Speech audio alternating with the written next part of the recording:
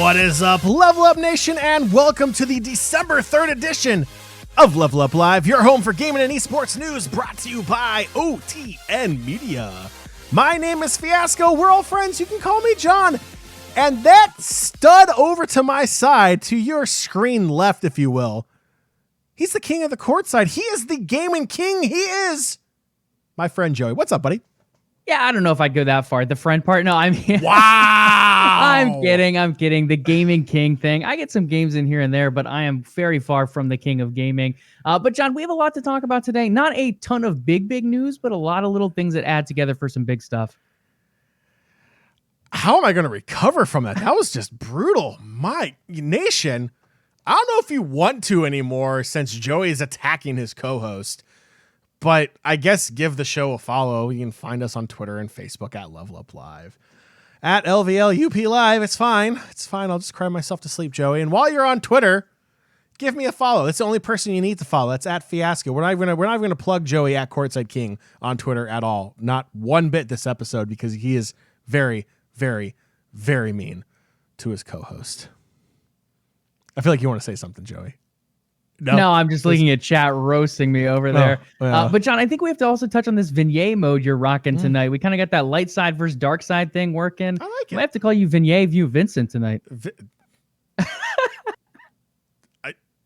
that a back-to-back insult? And I just don't understand it. No, of course. It's just a nickname we call those. But it's an interesting little camera angle, and it kind of falls in line with me playing through Star Wars Fallen Order this week as well.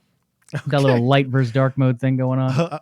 I'm going to finish the intro real quick. Nation, as always, if you wish to listen to the podcast version of LvLUp Live, you can catch it. It's called the LvLUp Podcast. It's short, sweet, and to the point.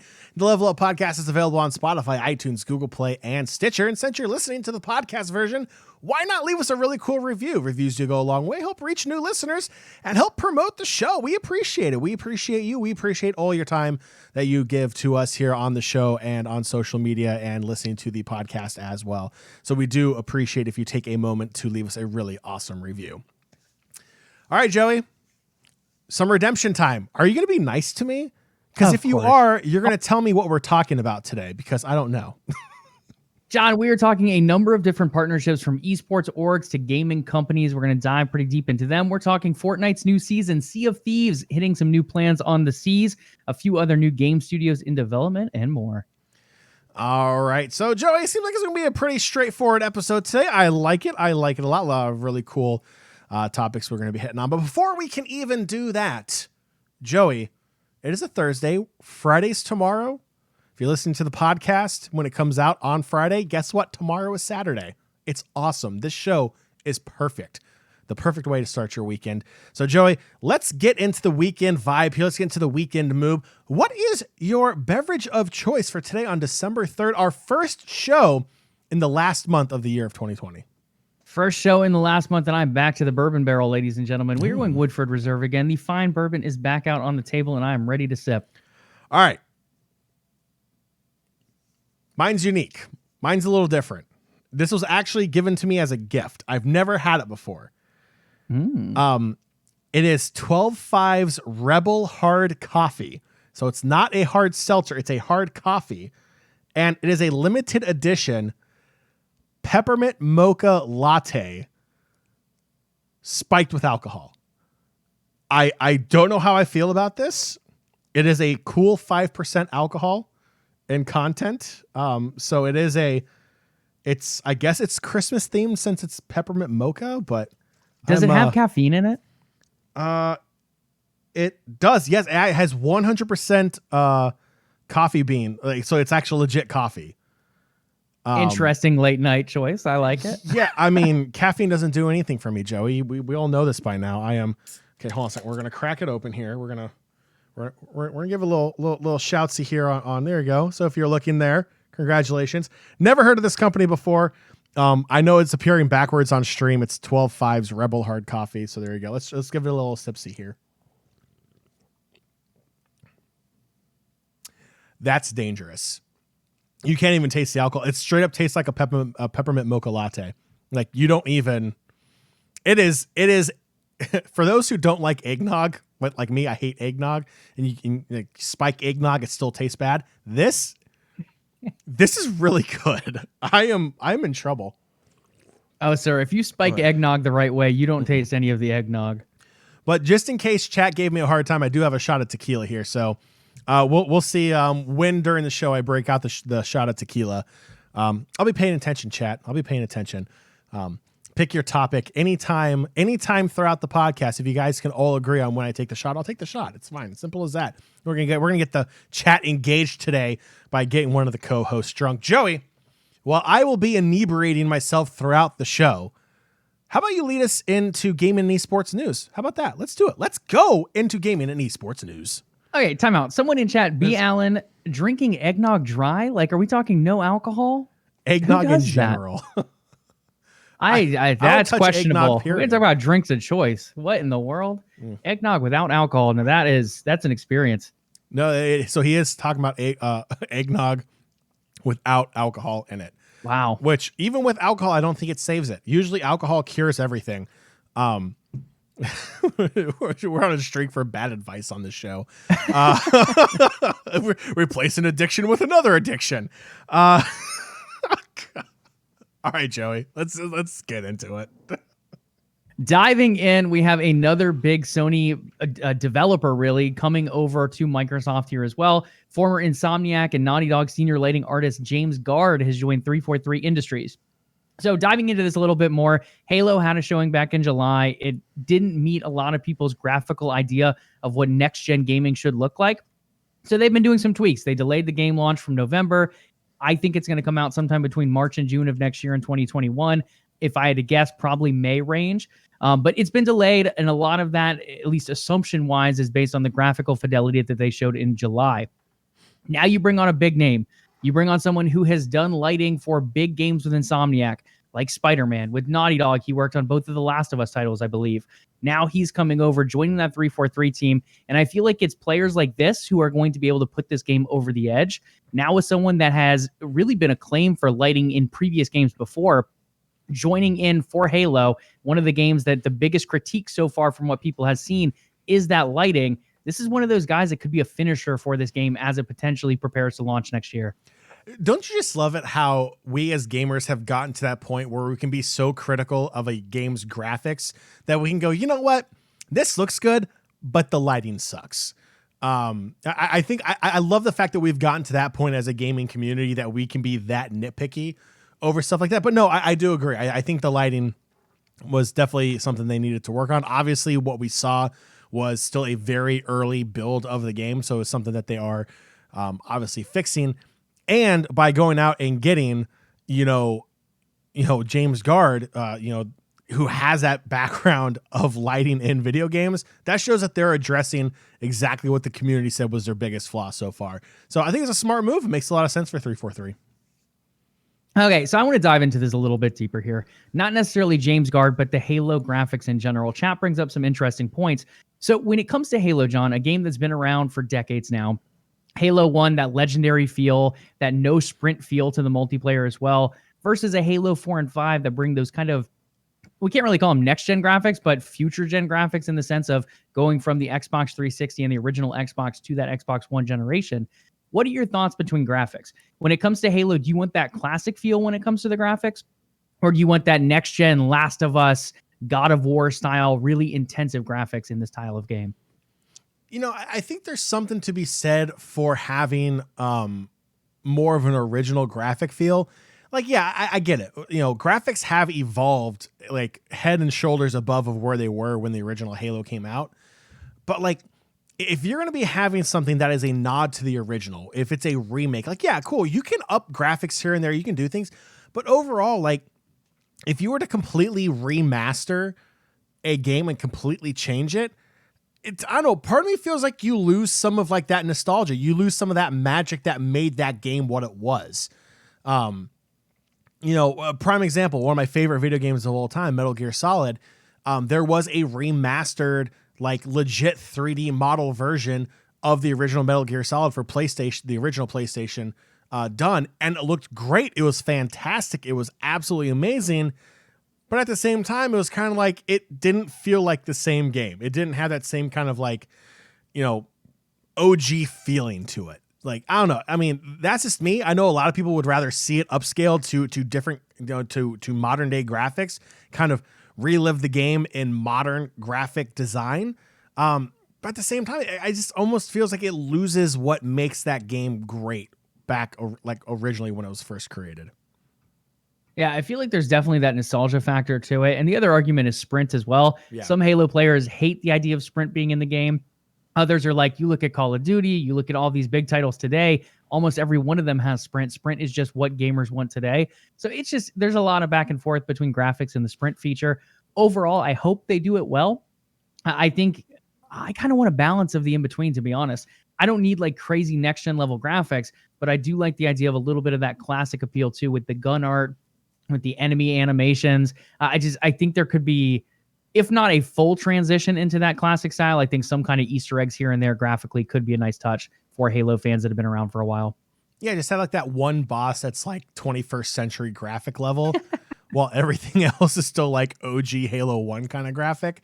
Then you're just kind of like, whoa, that's really out of place. But it's fun. It's always fun. And it's one of those things too, like, and maybe I'm just different in this aspect, but Halo has never really been a game I've played for graphical essence. I haven't really dove into it because, I just want to see how nice the grass looks. Now, don't get me wrong, Master Chief Collection, when you flash back between the classic look versus the new look, it is phenomenal to see the differences they've adjusted in that game. But overall, it's just not one of those games that I dive into for the graphics.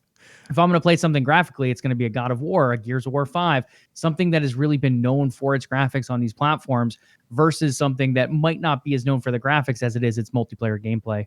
I love it. Chipmunks in chat goes, my man Master Chief can punch a hole in a tank, but don't ask him to run. It's a valid point. I think it's... So Joey, we've hit on it before. Is the fact that Master Chief can sprint more controversial than the whole grappling hook concept? Yeah, I'm nervous about the grappling hook, if I'm being honest. I think in single player, it's going to be an amazing addition. But if that thing's in multiplayer, I don't want to be slinging my grappling hook up across ledges to grab people and pull them into chasms kind of thing. Like, I don't want this to be Roadhog of Overwatch meets Master Chief of Halo. So I'm nervous about the grappling hook when it comes to multiplayer. I think you can use it on enemies. In the gameplay trailer they showed in July, you can use it on enemies. If it was purely environment-based, I think I'm a little bit more okay with it. But with it being used against enemies, I'm a little nervous for how that plays out in multiplayer, to be honest. How about you over there? You like the idea of Roadhog hooking? No, in multiplayer, absolutely not. I think no, absolutely not. Single player campaign mode, fine. I don't care. If you're gonna taint the game with sprint, in some people's opinions, then taint it with a grappling hook too. It doesn't bother me one bit in that sense. Yeah, I'm not opposed to sprint. I could go either way on that one, to be honest. So we'll see how it all plays out. Again, we don't even know a release date. It could be 2022. Supposedly, it's still 2021. I'm thinking it's going to be Q2 in that March-June window, but we will have to wait to see on that one. Ninjas in pajamas and Leeds United. Speaking of all those people hating on my Man City flag, wherever it is on the camera, I don't know which side shows which. But hey, it's back there in the back. They did tie Porto. Yes, chat, I know. But Leeds United over in the EPL is making some noise here in esports, tying up the knot with Ninjas in pajamas heading into the FIFA esports scene. John, this is another partnership we've seen in FIFA esports. I think originally it was Fnatic and Roma over in Serie A. Then we eventually saw some other clubs join in, and now it's become I'm going to say almost a phenomenon is we've had like more than a handful of clubs and teams end up tying together here for esports in that sports realm of FIFA. Ninjas and Pajamas and Leeds being the next one in the bunch. Leeds really making noise, though, just coming up into the Premier League. Now making a big move here saying, hey, we're not only coming to compete at the highest level of soccer in England, we're looking to compete in esports as well. Jumps right into the biggest sports-based scene in FIFA and doing it here with a partner that's been around for a very long time in esports in NIP. Yeah, they are diving head first. Like, they have wasted no time since their promotion to the Premier League after 16 years down in the Championship, and even down to the third division for 2 years since their fall from EPL grace, if you will, in the early 2000s. They came out, they spent over $100 million in their first transfer window, and now they're jumping into esports as well. They're going to be competing in the E-Premier League, a league that did incredibly well for 2 seasons, now going to their third season. Leeds United taking that plunge as well, teaming up with Ninjas in Pajamas, a very legendary name, really, not just a name, but an organization in Europe. So I think it's a great pairing between the two. Now, if you looked on social media, it's kind of an interesting mix. You have your Ninjas in Pajamas fans that are like, oh, cool, yeah, let's team up with an EPL team, but who's Leeds? Those are the people that don't know soccer. Then you have the Leeds fans that are going, esports, this is stupid. Then you have the EPL fans that hate Leeds United for whatever reason, and they're like, oh, Leeds and Ninja, oh, this is so stupid. Leeds is garbage. Like, they shouldn't be doing anything. It's so funny watching like all the different camps come out of the woodwork. Overall, I think it's a great deal. Leeds United, they're partially owned by the San Francisco 49ers. Like, they have that influence as well from like that North American culture of esports and sports, traditional sports organizations mixing. So it wouldn't surprise me if this was more of a push from that San Francisco 49er ownership group onto Leeds United. But again, Joey, like you said, FIFA being one of the biggest esport titles in the world, especially sports-based, it's crazy not to jump into it when Leeds United is still considered one of the largest clubs in England and is still considered, they're still new and everything, but they're really being a trailblazer as well. So why not jump into esports? Why not try to make a name for yourself? It's great marketing for them at the same time as well. Absolutely. And they won't be the last team jumping in. As I've said, there's been more than a handful already. I think we're probably close to 10 at this point between professional soccer clubs or football clubs, depending where you live, that pair up with esports teams as well. So expect a lot more of these as the FIFA scene continues to grow worldwide and as esports becomes more and more of a dominant factor as well. Green Park has raised $14 million in Series A funding with partnerships in place with the NBA and the LCS based in North America to launch a mobile game played over the top of their sporting events in 2021. Guys, I honestly have no idea what this means. There's a lot of different things going back and forth, a lot of speculation here. To my knowledge, and again, I could be wrong on this, the way it's making it sound is that it is going to be a game that is played over another game. So if the NBA game is going on, this is going to be a game that plays in correspondence with that game and what is happening in that game. Same thing for LCS. If you ask me what this is going to look like, I would probably say, like, let's say the LCS, it's going to be Team Liquid up against Cloud9. I could see this game being some kind of trivia thing that pops up at the top. Who's going to get the first blood in this game? And you can choose Team Liquid or you can choose Cloud9. Who's going to get the first Baron? You choose your team. Who's going to get the most kills? Different things like that. I think trivia could work really well in this sense. Now, if they go with some kind of mobile game that has more of an AR feel to it, I don't know if this quite works out and translates too well with both the NBA and the LCS in a similar vein. It's interesting. It's going to be interesting to see which way they take this. A mobile game played over the top of their sporting events. Yeah, it's kind of weird, huh? Like, I don't know about you, Joey, but if I'm watching a sporting event, I'm generally not, like, if I'm actually invested in the game, I'm not playing a video game on the side. I'm not playing something over that game. I'm actually invested in the game. Now, yeah, I'm a millennial. I get it. Like, Generation Z. And what's a generation after Generation Z? Are we going back to A? Is it Generation Alpha? Is it Generation A or whatever? You're trying to find ways to get them engaged. And I get it. I just don't think that's the answer. Playing a game on top of another game, to me, it just seems too busy. It seems like there's just too much going on then. Chibbix goes, it's AA. I know. I'm just... it's one of those things. That's when I take the shot on stream. That's when it's AA. Hey, there we go. Generation AA, and John is doing shots. Hey-o. Yeah, I think for me, so some of these are taking off. Like you look at DraftKings, they've now introduced flash betting. So if you're in the middle of a game, let's say NFL, for example, you're in quarter two, you're coming down toward half, and then you can do a flash bet, like who is going to have the most receiving yards, who's going to have the most rushing yards or whatever in the final 5-7 minutes or whatever of the half. So that's a different way that a lot of people are currently engaging in when it comes to the sport betting aspect. So again, I could see something that's kind of like bet-based or trivia-based doing pretty well here. The XFL was another one who had a really cool experience. Walking up to the stadium before every game, every audience member who had a ticket was able to enter into, it was kind of like a guess who's going to score the most points, what's going to do the well or the most effectively in fantasy, a few different categories. I think it was like 6 or 7 questions, and you could win like seat packs, you could win exclusive merchandise, you could win all this different stuff from it. So stuff like that I could see going well. But again, if you go that route, it necessarily doesn't have to take place during the game. The way this sounds like it's going to have the game up and you're also going to have this option up. So the only thing I can really see being super effective is some kind of trivia versus betting thing where you can gain points. Maybe the top person from the first half wins a hoodie for LCS or something, or a chance to go to the grand finals. I think there's a possibility here. But again, if it gets too gamey, I think it becomes a little too much to have both at the same time. Yeah, agreed. T1 has been in the news for a lot of negative things lately, but this is a positive one. T1 has signed a wide-ranging multi-year partnership deal with Red Bull. John, T1 has wings, not only on their logo, not only because they have Faker, but because they now have that partnership with Red Bull. Nothing new for Red Bull. They've been around esports for quite a while, as has their competitor Monster. This is just another big deal for Red Bull and a deal with a very big, legendary organization over in South Korea. Yeah, again, it's Red Bull really kind of flexing their, the fact that they're so involved in esports to begin with. Like Red Bull is, you could argue that they're one of like the first sponsors of esports that really were serious about it. Like Red Bull has done everything from X Games, extreme sports into esports. Like they don't mind going outside of the box. So them teaming up, multi-year partnership deal, a wide-ranging partnership deal, if you will, with Red Bull. It kind of makes sense. It's a legendary drink known all around the world. It's a legendary esports organization, known mainly for their League of Legends, known for Faker, known for being a dynasty. It makes sense for them to pair up for a multi-year partnership. It goes hand in hand. And, it's energy drinks. I mean, again, it plays on a stereotype, but it's there for a reason because gamers drink energy drinks like crazy.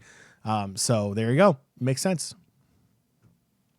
Sticking with partnerships and sponsorships, 11 Esports, owned by Gareth Bale, has charged up a new sponsorship with Duracell. John, we have a battery maker coming in. I believe Duracell has been a sponsor of esports events before. Again, batteries are something that controllers do need if they don't have rechargeable battery packs. They've been around for quite a while needing that. Again, battery packs are out there now, becoming more and more available as are plug-in controllers, but batteries still have a valid purpose. Headsets, controllers, and much more. Duracell pairing up here. Again, it's a company that has been around in sports, has been around in esports before. 11 Esports being a bit newer, I think Duracell is a great partner for them here. And Jim goes, thanks, Xbox. Yeah, PlayStation controllers don't require batteries. No, the standard Xbox ones do, and there are a few premium options that do not. I personally say buy the regular ones and then buy the battery packs. That's the most cost effective. But that's just me being crazy. There you go. So Duracell charging up 11 Esports there. And then we do have Microsoft, speaking of Xbox, they've acquired tournament organizer platform Smash.gg this week. A quote coming out from Smash: "For now, it is business as usual as our combined team continue to support our community and tournament organizers. We're excited about this acquisition's potential to further empower the esports community and expand Smash.gg's reach and scale."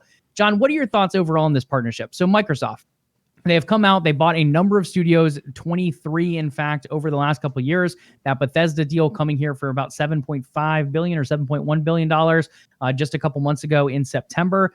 A huge deal, the biggest acquisition potentially in gaming history right there so far.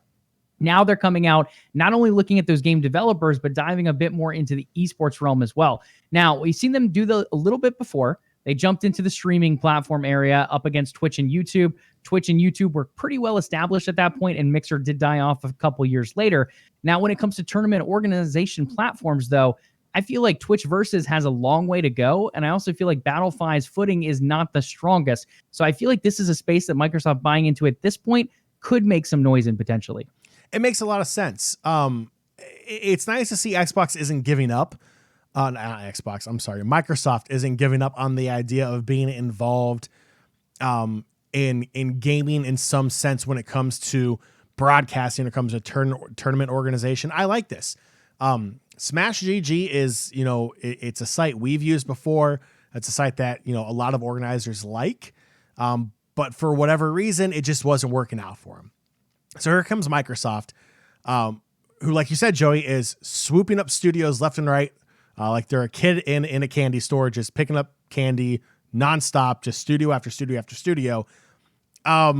Questionable, acquisition of GameStop. We won't go too in depth with that. Also, so they didn't acquire GameStop. They made a strategic partnership with GameStop. Yes. So, but it was still a very large investment, if you will, into GameStop. So, that can be seen as a risk as well. Smash.gg, I think you bring up a really valid point, and we talked about it throughout the week.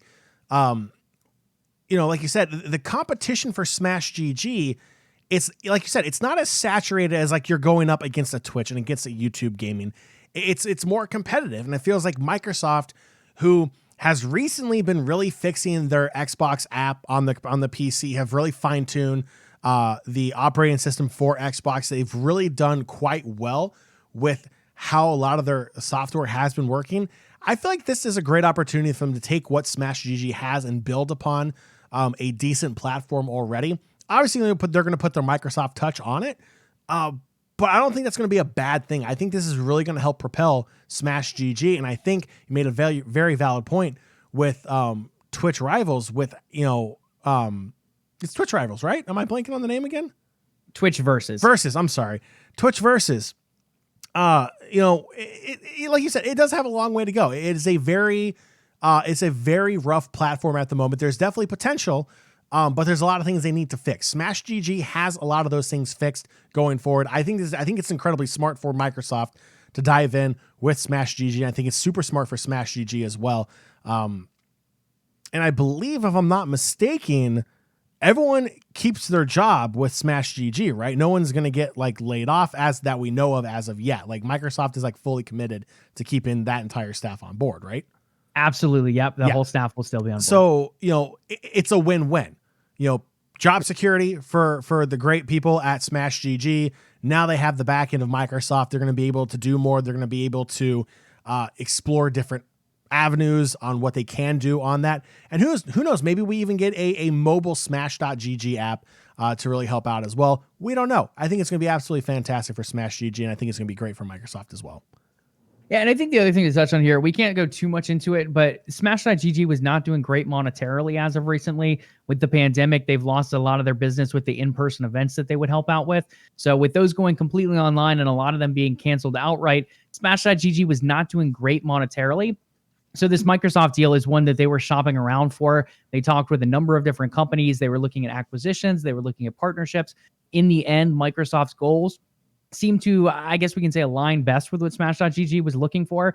It gives them that monetary influence that Microsoft has very strongly. On top of that, it probably hooks them in with Microsoft Teams and that whole Office suite. So it brings a bunch on the technical software side as well for them. So overall, I think this is potentially a big, big win for Smash.gg as well. I don't know how long they would have been around without a deal like this coming through. So Microsoft kind of saves them in a sense, swoops in and gives them that extra monetary flow that they needed. But on top of that, it now gives Microsoft another vein and an outlet to work its way into esports.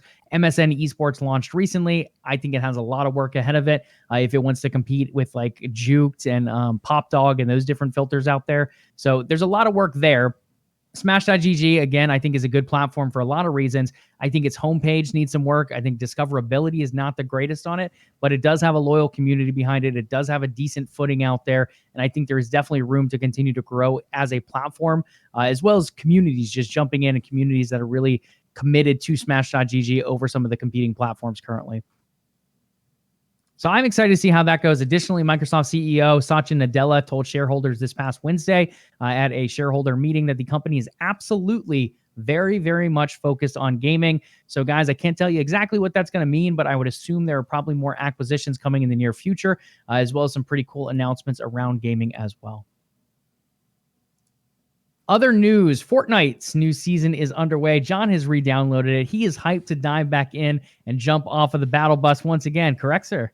That is the second most hurtful thing you've said to me on this stream today. And I just don't appreciate the lies and the falsehoods, sir. I just don't. My hard drive, my solid state, my M2 has no room for Fortnite. It does, but it's not going to. Sorry. No room for Fortnite, even with Mando and Baby Yoda, no longer called Baby Yoda for some. He has joined the party. We're not going to give any spoilers here, but The Mandalorian, a hit show on Disney Plus, made in the Star Wars universe, is diving in off of the battle bus into Fortnite. There is a Mandalorian skin. There is some nice little Baby Yoda / the child stuff going on here. There are stickers. There is weapons that are related to this particular show. You have the Dragon's Breath shotgun coming in, the Ambin sniper rifle as well. On top of that, some new mythic weapons making their potential showing in here. We have the Nighthawk, the Shadow Tracker, the Dub, and boom, sniper rifle jumping in as well. But on top of that, the thing for the OG Fortnite players of old, those who could maybe not build as well as the kids of today, Tilted Towers has returned to the Fortnite map once again. Oh, hooray. Hooray. Tilted Towers magically comes back after being blown up by an asteroid. Okay, that makes a whole lot of sense. Or flooded, or whatever natural disaster / alien invasion / large concert that destroyed it. Let's see. Chipmunks goes Dalaran. Yeah, it's a World of Warcraft reference for everyone out there. Yes, it's very much Dalaran, 100%. Except a lot more killing. It's not a sanctuary. So there you go. Let's hold on. Ooh, what if they put Jar Jar Binks in the game, Joey? That would be an experience. I might, I might actually download it. I don't know if people would have a great reaction to that. I think I would download Fortnite then, because I would want to kill everyone rocking the Jar Jar Binks skin. I don't know. I'm more that guy who would like to throw on the Jar Jar Binks skin and then dance at the end when you get the chicken dinner and just really make everyone upset that's still in the lobby. But hey, that's just me. On top of that, we have golden bounties are the rewards you seek being added in. So a few new different challenge systems that have been reworked and added in here as well. You can hide in the desert sand. Keep an eye out for the Sarlacc pit, though. With Star Wars being in here, you don't want to get swallowed up in that sand. A lot of other interesting stuff as well. But yes, Tilted Towers is back. For a little while, it looked like Alderaan and it just disappeared off the face of the map, but it is back here along with Mando and the child. Sea of Thieves, those of you, the hardy crew out there that like jumping into the pirate game that Rare has given us all, it has now amassed over 11 million players. The team at Rare looks to continue to add new content into the game, but they are making some changes, John. So previously, for the last 2 years, I think it's been 2, it might even be 2.5, 3 years at this point, they've been around, they've been doing monthly updates. Every single month, the Sea of Thieves team has been giving some kind of update. As of late, they become a little bit more heavy on the bug fixing as opposed to the content. And that is because Sea of Thieves is looking at bigger content updates on a quarterly schedule. So now every 3 months is when there's going to be content drops. And the 2 months in between, you might get little changes here. You're going to get events added in and some small things, but you're not going to have big content like Tall Tales, the campaign versions of Sea of Thieves, the big events jumping in every single month now. They're going to be broken up into 3-month cycles to kind of make them have more of an impact. If players are going to drop off here and there, what is going to bring them back every 3rd month? And I think this is what they're looking for here. You got the regulars who are going to play anyway, but then that 3rd month, you can have really effective, really big content drops. And that is what Sea of Thieves is looking for with their quarterly seasons heading into 2021. Yeah, it kind of feels like what they're doing it feels like in sense, it's an extension of their insider program where you accumulate playtime and then you can unlock the insider skin that you can use in the live version of the game. That's not under NDA. That's public knowledge. So it feels like that's what they're building off of, is the fact that when you play the game, you complete certain objectives, or you play X amount of time, you do X amount of things, you unlock next, cosmetics, different ship skins, sales, so on and so forth through that battle pass. I think it's smart. They've been under a lot of criticism from the community over the past couple of months with some of the updates and how little content in comparison to other updates, little content that there was. Again, obviously, the ongoing pandemic has something to do with it, as the team's been working from home and not the Rare headquarters. So obviously they're doing the best they can, but in a time when gamers are stuck at home, they're looking for content. They're looking for things to do. And I think this is a smart move by Rare. This way they get 3 months to put together something really big for the next season. And that doesn't mean you're not going to get a tall tale. It doesn't mean you're going to get, PvE, questing or events that you can do. They're still going to put that out there. They're still going to have that PvP element in everything you do when you log on to a game there. But I think this way they actually give themselves more time to make that content while the pandemic's going on. And who knows, this might be a really good model for them going forward, giving themselves, content releases every quarter. I can't think of too many live gaming services that give you monthly updates with some of the great content that the Sea of Thieves team have given out over the past couple of years. I can't think of too many companies that do that. So I think it makes sense for Sea of Thieves. I know a lot of content creators are praising the move, and it's been pretty positive in the community so far with this announcement. So I'm pretty happy about it. Yeah, I think it's going to be a good move. And I think they did a really good job with the monthly updates for a year or two. I mean, I feel like all 2 years was quite good. Up until Halloween, it felt like they started to fall off a little bit. But overall, I think this is going to be a big move moving forward, because now you have the potential for a lot bigger updates. It's great when you add one story in here and there, but if we can get 2 or 3 chapters all at once come March or whatever, I think there's a lot more cooler potential for that update to last a bit longer, that hype and excitement to drag forward a little bit longer as well. So one of the other things to look at is they had 4 development teams. So Sea of Thieves, every 4 months, you'd have a different team developing that particular update. Now, moving forward with seasons, they could keep those 4 teams. My guess is it's going to change up a little bit. I'm thinking they go with 3 content teams moving forward, and that 4th team kind of becomes a bug fix team. And maybe they even move some developers over to the other projects they have going over there. There's 2 projects that I know of. Everwild is announced so far. I think some of the developers could go over to Everwild as well, as now with it being live service, you don't have as much going on. Did I freeze on your end, by the way? No, you didn't. You're good. Okay, cool. My Twitch thing froze, so I was not sure. So yeah, I think that's one of the cool things and the perks that we could see moving forward is the bigger content updates that drop every 3 months. And I'm hoping that's something we do get moving forward a little bit, depending what this first one looks like when it drops in January and then the following one in April. You mentioned it a little bit, John, but they are adding a battle pass as well. It'll be called the Plunder Pass. It's going to include all cosmetic stuff, nothing that's going to give you an edge up against the competition, unless you just want to look really good in those fights. Then you might have a bit of an edge in that sense. But other than that, nothing that will completely affect the game and the way gameplay plays out outside of a cosmetic factor there. So I'm excited to see what that looks like. I'm not sure if they went into if there's a free model versus a paid model, but I would assume there's both models there as well. A few new game development studios got launched this week, guys. We're not going to dive too much into this because we're going to have to let them do the talking with their new games. But Avalanche Studios founder and Just Cause creator Christopher Sundberg has moved on and created a new studio, Liquid Swords. I actually really like the name. It will focus on open world action, explosions, shareable experiences, and memorable game moments. Those of you who have played Just Cause, well, it has a lot of those things in it. Big explosions, check, definitely in their open world experience with action. Just Cause hits that nail on the head as well. Shareable experiences, a lot of people like to share those experiences in Just Cause. So I'm thinking we're going to get something very similar to Just Cause here. Other games he's been involved with, Rage 2, another super popular one out there. Mad Max was another franchise under that Avalanche Studio umbrella. So a lot of experience coming out here from Christopher Sundberg. He's been in the industry for quite a while. Now taking that dive, developing his own studio. Liquid Swords is going to be that studio, and expect a lot of fun, crazy action and explosions in the next game to come from them. The second studio that got announced this week, Siren and Gravity Rush creator Kichiro Toyama has left Sony's self-titled Japanese studio. We talked about this a couple weeks ago. It looks like Sony is, I can't say shutting it down completely, but they're definitely pulling back on the funding they're giving to that Japan-based studio. It could be shut down completely moving forward. We've seen Sony shut down a lot of their studios, as well as invest in other partner studios that they have worked with before. So they're doing a little bit of shifting on that back end. This is a big one, though, as Kichiro is leaving to form Bokeh Game Studio. A lot of the stuff he's done before, Siren, Gravity Rush, also involved in Silent Hill, and some of those big franchises at Kojima as well. So a lot of different movement and shifting over there with Sony Studio. I think this could be a sign of something bigger to come. I would not be surprised if that studio gets sold off or shut down, but it is a big move, at least for now, with a huge name going over. And once again, being what we've seen a lot so far in 2020 of these big name developers going off, branching off from their big studios and developing smaller indie studios that they start from their own.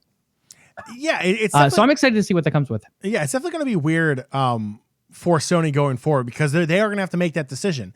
And it feels like when these big names leave major studios to open up their own studio, it's mainly because of creative differences, or that developer wants control. They want to have more control over, a vision they have or a game idea they have that maybe the larger studio itself didn't want to pull the trigger on, but yet the developer, the creator, believes in it so much they want to go out and make their own studio so they can work on this project.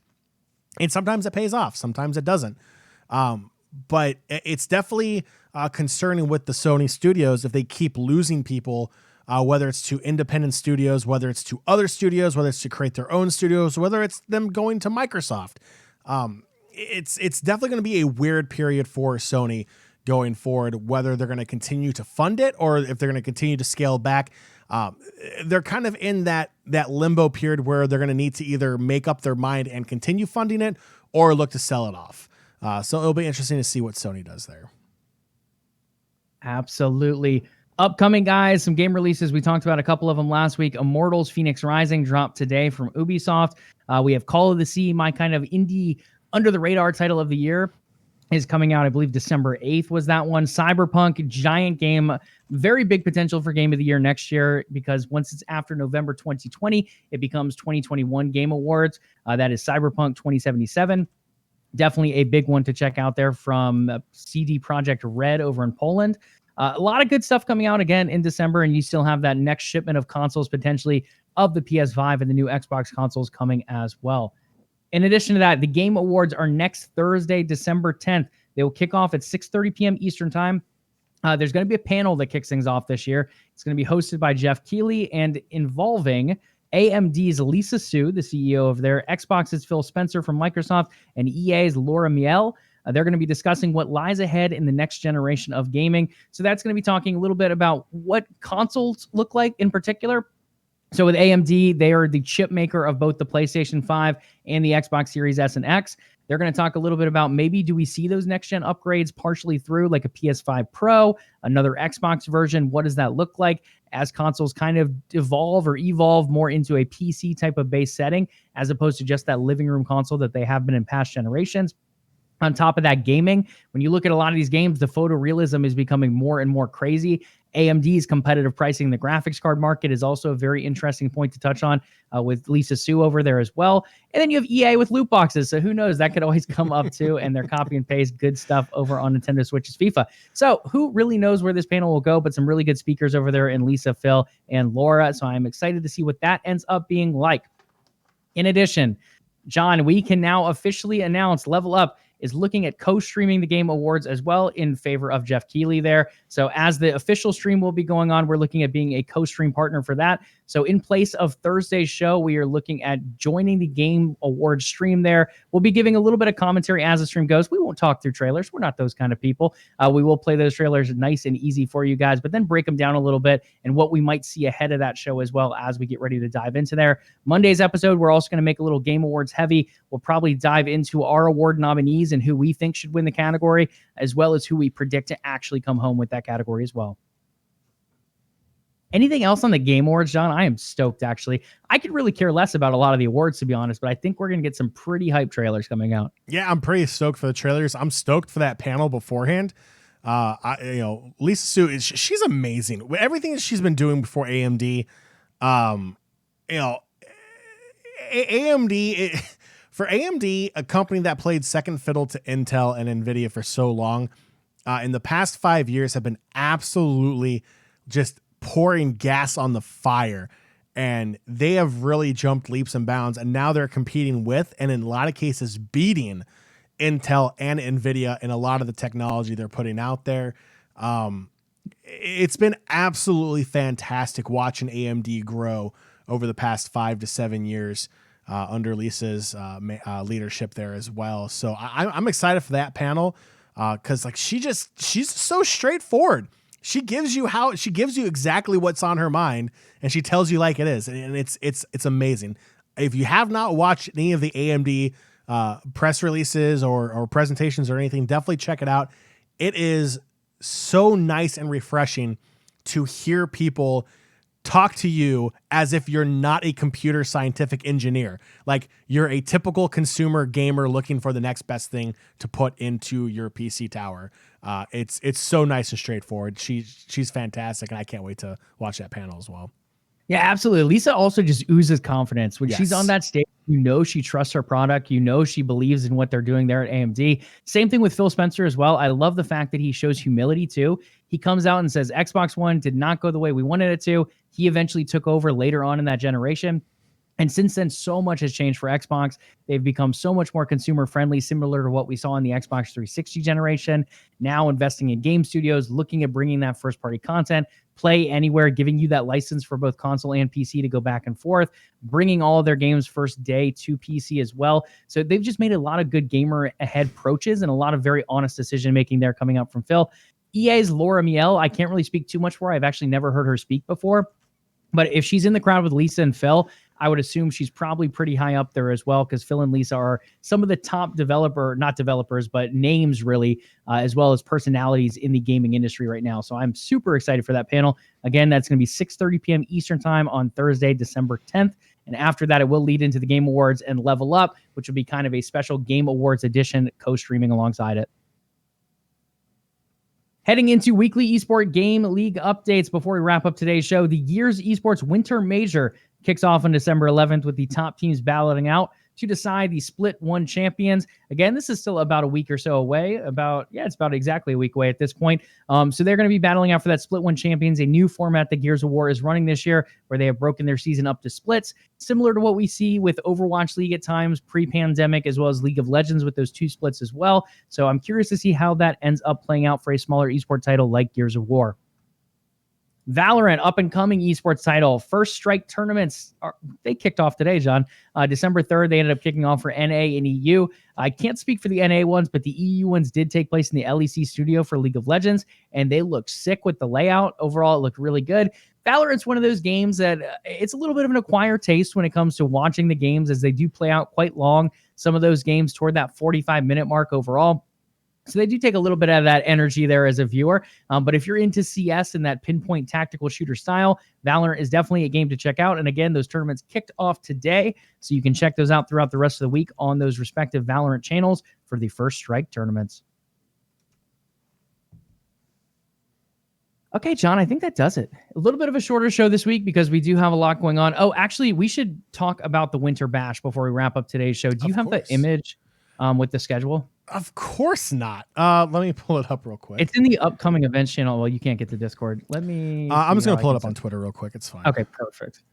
So, guys, we have the DMV Winter Games happening this weekend. A lot of great action there as far as esports and panels go.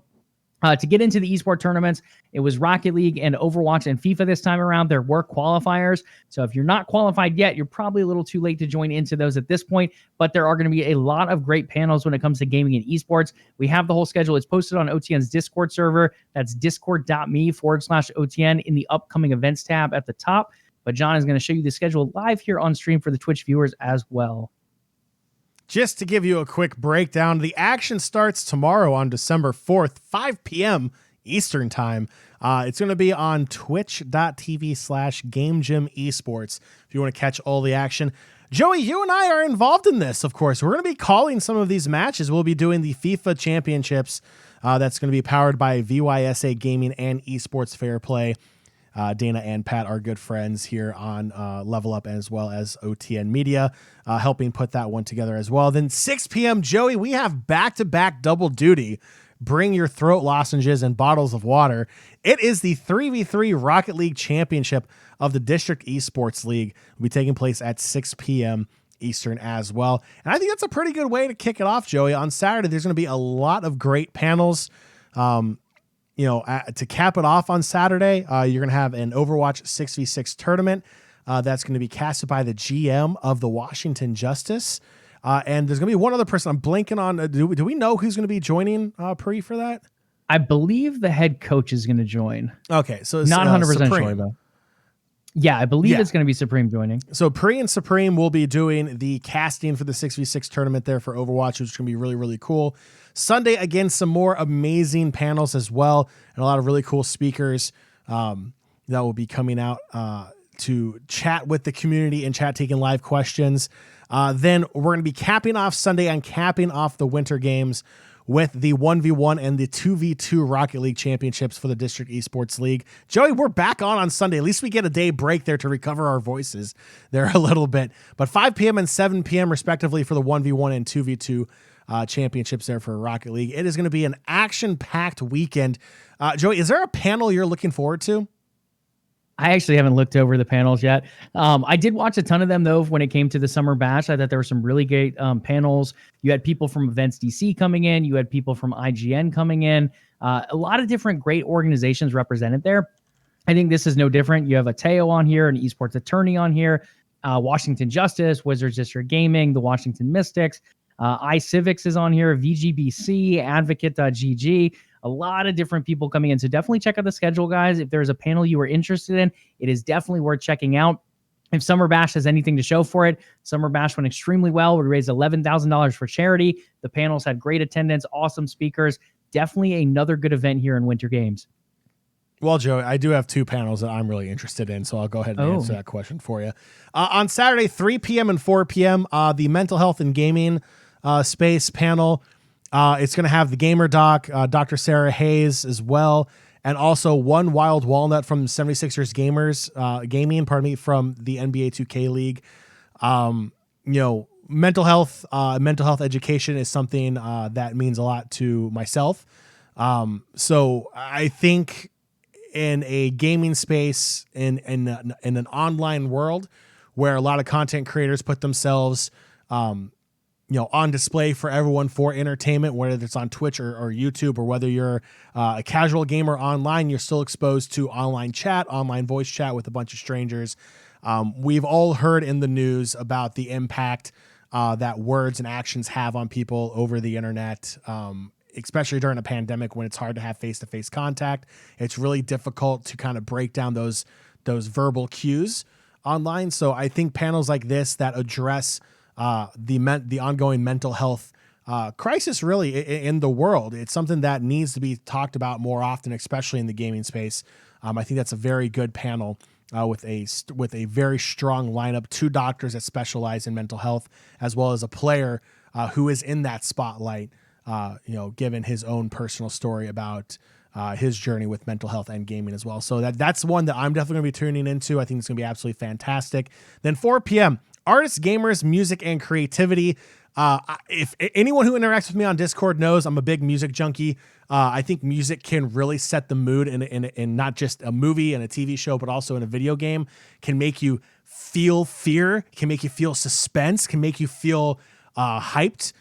Music plays a massive role in bringing those feelings and bringing games to life. So it's going to be really cool to hear from 2 musicians that really bring their talent to the big screen, to the digital world, to video games, and kind of talk about, what that industry is going through, especially in an ongoing pandemic where things are being delayed and maybe not going forward as much. And then also what music can do to impact one's life. So those are 2 I'm really looking forward to. I could talk about both of them all day, but I will be tuning in for both of those panels because they sound awesome. Absolutely. So a lot of great stuff there. As I just said, Jedi Fallen Order, I just finished. And speaking of music and video games, a phenomenal job in that game as well. I'm honestly stunned it's not up for the Game Awards. It got released in that awkward window right between the 2019 awards and 2020 awards. So it did end up missing out on a nomination, but the music in that game, phenomenal. And as John said, that should be a really fun panel to listen to as well.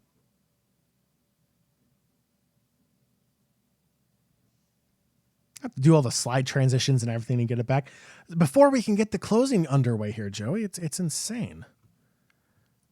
Such a hard job you have over there. It's multitasking to a T, and I like to think I do a pretty decent job at it. Nation, pretty decent job at the closing as well. That will do it for this edition of LvLUp Live. But before you go, head on over to patreon.com/OTN and consider becoming a part of the Overtime Network. In return, you will get access to exclusive content that nobody else in the world can get unless they are a part of OTN Media.